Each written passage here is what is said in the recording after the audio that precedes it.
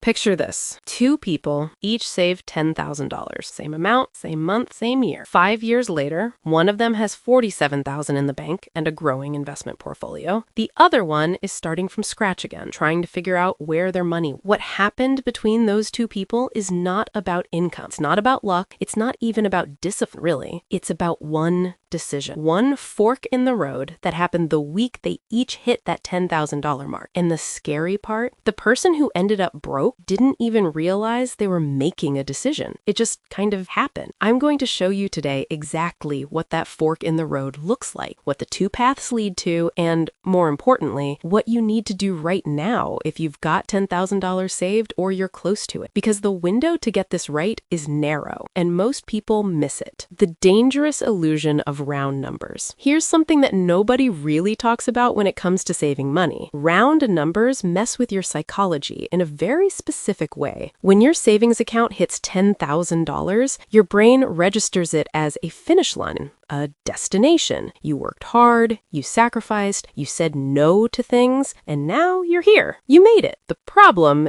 is that $10,000 is not a destination. It's a launching pad. But because it feels like a finish line, people unconsciously shift their behavior the moment they hit it. They stop being as careful. They start rationalizing spending that they'd never allowed themselves 6 months earlier. They feel like they've earned the right to loosen up a little. And they have, in a sense, but loosening up at exactly the moment you need to be strategic is how people end up starting over. Here's the cold reality about $10,000 in 2024. In most major cities, $10,000 is roughly 3 to 4 months of expenses. That's it. It's one serious car breakdown away from becoming $7,000. It's one medical situation away from being cut in half. It's not wealth. It's not even close. What $10,000 actually represents is your first real test of financial character. Anyone can save up to some number through discipline alone, but what you do after you hit a milestone tells you everything about whether you're building something lasting or just riding waves. And right now, I want to help you pass this test because most people don't.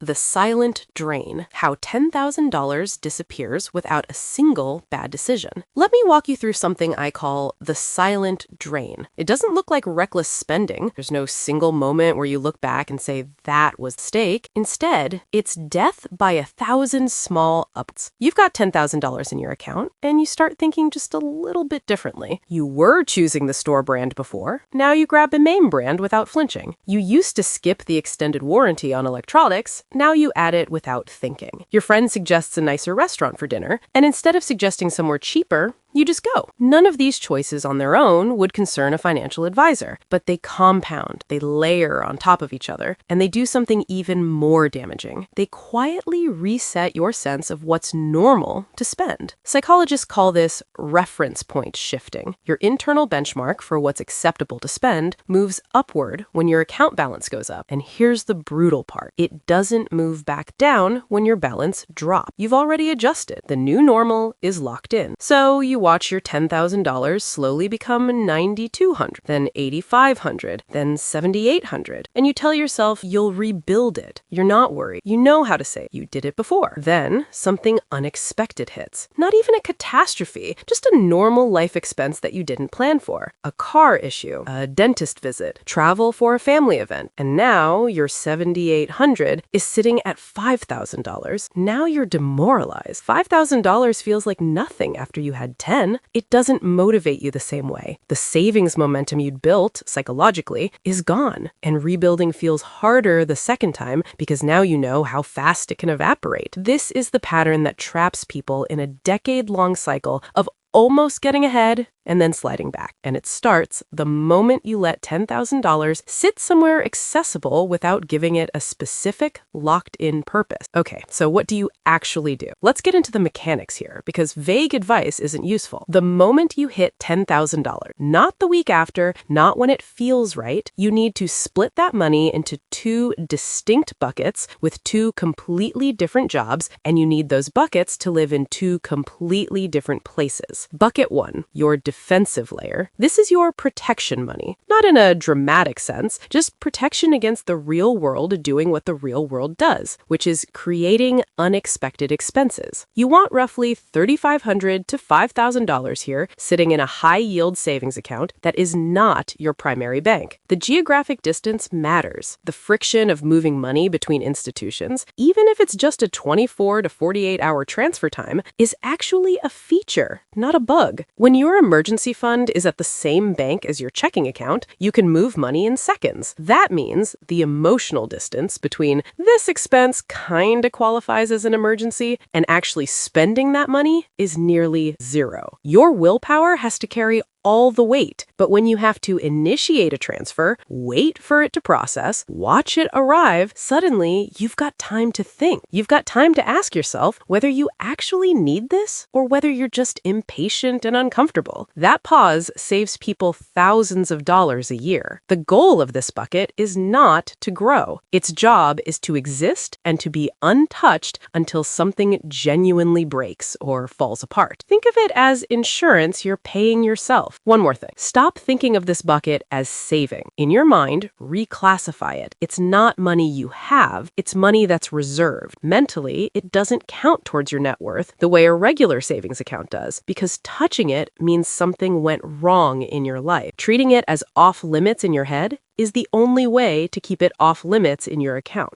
Bucket 2, your growth engine. This is where the real wealth building starts. Whatever remains after you've stocked your defensive layer, likely somewhere between $5,000 and $6,500, needs to go somewhere it can compound over time. The most tax-efficient home for this money is a Roth IRA. Here's why this matters more than most people understand. Money you invest inside a Roth IRA grows completely tax-free. Not tax-deferred, tax-free. You contribute money you've already paid taxes on, and then every single dollar of growth from that point forward belongs entirely to you. If you invest $5,550 today and it becomes $60,000 over the next 25 years through compounding, you owe nothing on that $54,500 in gains. Zero. In a regular brokerage account, that same growth could cost you $8,000 to $10,000 or more in capital gains taxes. The Roth IRA doesn't just save you a little money. Over a lifetime, it can mean tens of thousands of dollars in your pocket instead of going to the government. Inside that Roth IRA, you're not picking individual stocks. You're not chasing trends. You're investing in a total market index fund, a single fund that owns tiny pieces of thousands of companies across the entire economy. When the market goes up, you go up. And over any 20-year period in American stock market history, the market has always been higher at the end than at the beginning. The only thing you need to do is contribute and leave it alone. The single biggest mistake people make with investing isn't picking the wrong stock. It's checking their balance during a downturn, panicking, and selling. Index fund investing works through compounding, and compounding requires time and patience, not expertise. The automation layer, building wealth without willpower. Here's something that separates the genuinely wealthy from the people who are just good at saving occasionally. Wealthy people don't rely on motivation to grow their money. They build systems that do it automatically whether they're feeling disciplined that week or not. Once your two buckets are set up with your initial $10,000, the next step is making sure both of them grow on autopilot. Go into your bank account settings and set up automatic transfers tied to your paycheck schedule. Before you've had time to touch that money, before you've had time to think about it, a portion automatically flows into your defensive savings bucket, and another portion automatically flows into your investment account. These don't need to be massive numbers start. Even $75 per paycheck into savings and $100 per paycheck into investments combined compound into real money over a decade. The point isn't the size of the contribution in month one. The point is creating a habit that runs without your involvement. Think about why this works. Every dollar you invest automatically is a dollar that never enters the spending equation in your brain. It doesn't feel like sacrifice because you never had a moment where you consciously chose between spending it and saving it. It just moved. Financial research consistently shows that automatic savers accumulate meaningfully more wealth over time than people who intend to save whatever's left over at the end of the month. The reason is simple. Most people spend what's available and save what's left. Automation flips that equation. You invest first and spend what remains. Set it up once, then stop thinking about it. Let it run. Check in every 6 months or once a year to adjust the amounts as your income grows, but otherwise, forget about it and let compounding do what compounding does. Let's talk about the biggest trap, spending $10,000 before you're actually ready. Maybe it's a car. You put $10,000 down, finance the rest, and you feel responsible because you made a sizable down payment. But now you're back to zero in savings. You've got a monthly car payment, and if your transmission goes out next year, you have nothing to cover it. Maybe it's a house. You scrape together $10,000 as your down payment, and you're immediately underwater on liquidity. You've bought real estate, but you've got no emergency cushion. One leaky roof, one broken HVAC system, one period of unemployment, and you're either draining credit cards or missing mortgage payments. This doesn't mean you shouldn't buy a house or a car. It means the sequence matters. Wealthy people don't make big purchases as soon as they can technically qualify. They make big purchases from a position of strength when the down payment represents a fraction of their savings, not the entirety. Here's the mindset shift. Your first $10,000 is not purchasing power. It's the beginning of your financial identity. People who treat it as purchasing power, spend it. People who treat it as the foundation of a system, build on it. The tax conversation people avoid. Let's talk about something that most personal finance content skips over because it's not exciting. Account type selection and why it matters enormously early on. Where your money lives determines how much of your growth you actually keep. A regular savings account, you pay taxes on the interest every year. Low growth, taxed annually. A standard brokerage account, you pay capital gains taxes every time you sell an investment that grew. You also owe taxes on dividends each year. A Roth IRA, you pay taxes only on the money going in. Everything inside grows tax-free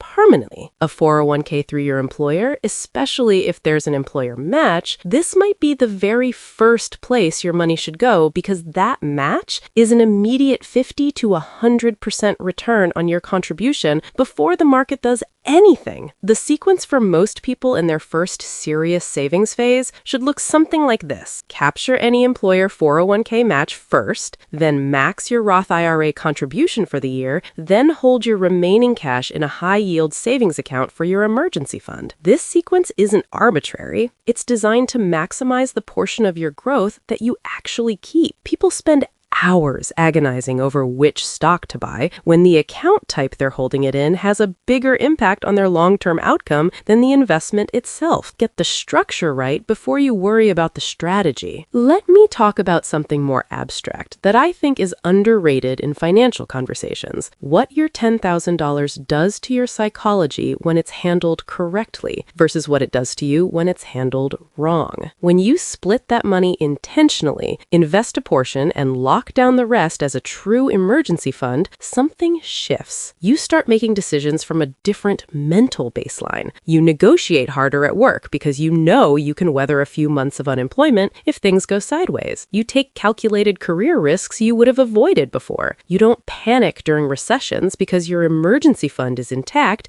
and your investments are positioned for the long term. You stop making fear-based financial decisions. Financial security is not just about the number in your account. It's about the way that number and how you've positioned it changes the decisions you make in every other part of your life. People with no savings take whatever job they can get. People with 3 months of expenses saved negotiate for the job they actually want. That $10,000 deployed correctly is not just a financial asset, it's a confidence asset, a decision quality asset. And the earlier in your life you build it properly, the more compounding it does on every other dimension of your life, not just the financial one. I want to be real with you about something that most financial content glosses over because it makes for a less exciting video. Building actual wealth from $10,000 is slow. And if you go in expecting fast fast results, you'll abandon the system before it pays off. That $5,000 you put into an index fund today is probably going to be around $6,800 in 5 years. Not exciting. But in 15 years, assuming historical average returns, it's sitting around $14,000 without you adding a single dollar. In 25 years, it could be $27,000 or more. And those projections assume you stop contributing. If you keep adding $100 or $200 a month, which your automation system handles for you, those numbers grow exponentially faster. The compounding effect doesn't really show up in year 3 or 5. It becomes dramatic in year 15 and beyond. This is the hardest pill to swallow in personal finance. The system works. The math is not disputed, but it rewards patience over decades,